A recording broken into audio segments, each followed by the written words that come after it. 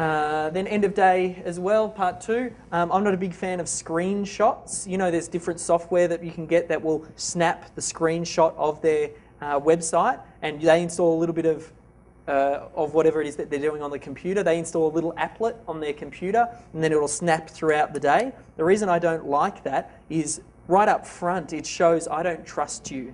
Right up front, it's like signing a prenup when you get married with someone and saying, I don't trust you enough, even though we're getting into marriage here, that I feel like I need to protect myself. Same thing with the screenshots. I say to, I put systems and procedures in place to make sure that I'm not taken advantage of. That's why they have start of day calls, which we'll talk about in a sec. They have end of day emails, and they're checked in regularly.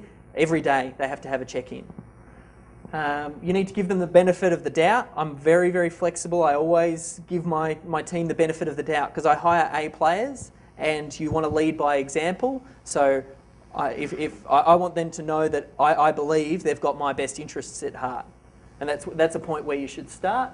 We keep an average log time of all of the different tasks that we do take, so we know how long tasks are. And one of the things that Ryan will do at the start of the day, he'll map out what it is that they're going to work on for the day, and he'll figure out how long that work is going to take.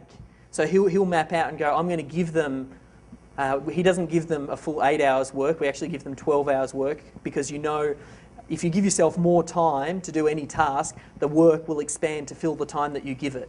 So we always make sure that we give them more work than we know that they can complete, and also services go down and those types of things as well. And we know how long it takes. And what to say if it takes too long, which I chatted about earlier, which is that idea, you don't call them out and say, hey, I think you're taking advantage of me. Hey, tell me the process that you're going through so that I can help coach you do it more effectively like our other team members are doing it. There's a better place to come from. And then I think Pete's blog post, I might have been... Yeah, that was that thing you were just mentioning just before. And the reason I went for end of day emails first before start of day calls is if you imagine when someone first signs up with you, the first thing that they get is a induction call.